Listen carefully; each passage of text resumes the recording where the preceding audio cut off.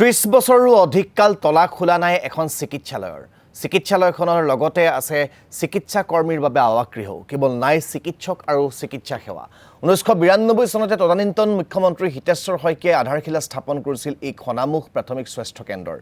ৰাজনৈতিক মেৰপেছৰ বাবে আজিও মুকলি নহল স্বাস্থ্য কেন্দ্ৰটো ফলত শিৱসাগৰ জিলাৰ জকাইচুক মৌজাৰ খনামুখ অঞ্চলৰ 20খন গাঁৱৰ ৰাইজ বঞ্চিত স্বাস্থ্য সেৱাৰ পৰা কোনো এজন জনপ্ৰতিনিধিয়ে অঞ্চলবাসীৰ স্বাস্থ্য সেৱাৰ প্ৰতি গুৰুত্ব নিদিয়াৰ অভিযোগ ইতিমধ্যে আমাৰ এই স্বাস্থ্য কেন্দ্ৰটো 3টা দশকতে এইটো মানে স্থাপন কৰা হৈছিল কিন্তু কি হ'ল এতিয়া যিসকল ভূমিদাতা আছিল সেই ভূমিদাতাসকলক সংস্থাপনৰ ব্যৱস্থাটো কৰি দিব নোৱাৰাৰ বাবে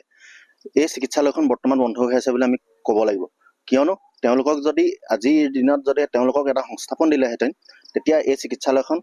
আমাৰ খোল খায় যেহেতু এতিয়া আমাৰ মানুহখিনি এনেকুৱা অসুবিধা হৈছে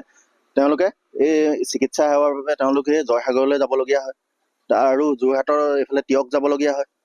সেইকাৰণে আমাৰ ইয়াত যদি ওচৰতে যদি চিকিৎসালয়খন থকা হ'লে কমেও 20খন গাঁৱৰ ৰাইজৰ